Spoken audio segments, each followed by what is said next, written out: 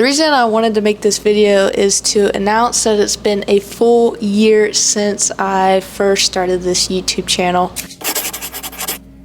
For those of you that don't know me, hi, my name's Kennedy. I'm 21 years old and an aspiring creator. I grew up most of my life overseas in the South Pacific, and I wanted to just kind of take the time to share a more detailed story of who I am and how I came to be, and also just the direction I hope to push myself moving forward. If you're a first-time viewer or you've been following me since my little series last year, my original aim for this channel was to just kind of create a digital diary of my journey going back to where I had come from. But now that I have moved back to the States and I no longer am living that life in the South Pacific, kind of wanted to redirect the aim as just a place for inspiration, or maybe just someone to look up to as relatable in their journey starting off YouTube and chasing their goals and ambitions. So without further ado, let's hop into it.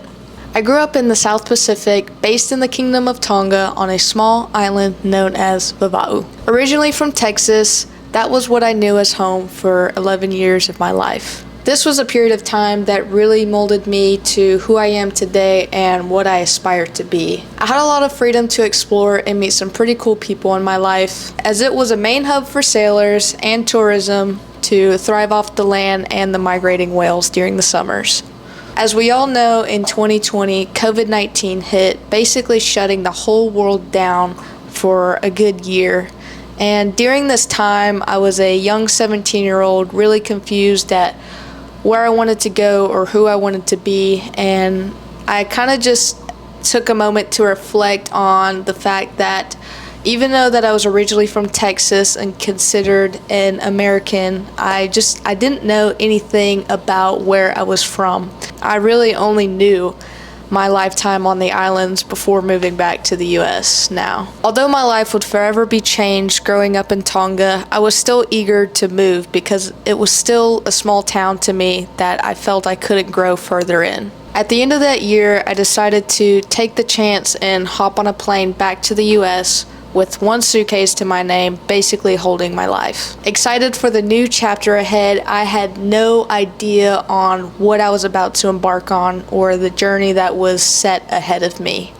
At the time, I was just kind of a young, dreaming 17-year-old that thought it would be super easy to just come back here, get in a van, and road trip the whole United States. But in reality, life isn't that easy. You see, when you don't have any roots or foundation somewhere that you move to, you have to completely rebuild yourself and start your own foundations. And that's kind of exactly what I had to do as I was about to turn 18 at the time.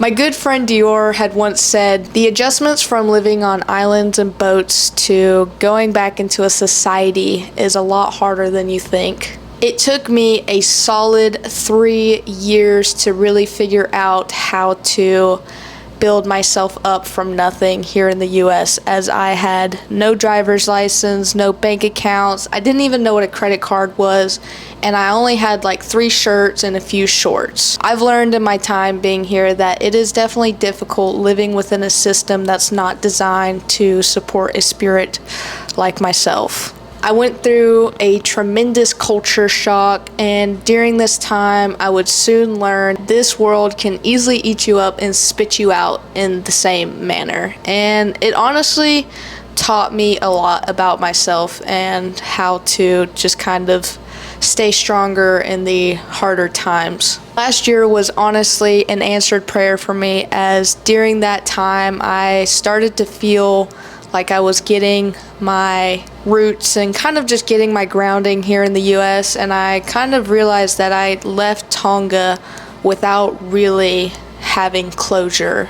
And around the time that I was feeling that, a really good friend of mine hit me up as they had needed a last-minute sous chef to work the first tourist season of 2023 as the borders of Tonga were finally opening up. This was the perfect opportunity for me to go back home and find a sense of closure with the place that had made me truly who I am today. So I decided to buy a GoPro right before the trip which would soon start this channel and create a digital diary that I will forever look back on. So since returning from Tonga, I've had a moment of realization that I really enjoyed creating those vlogs last year, and I wanted to kind of dive more into creating and vlogging as I am now living back in the US.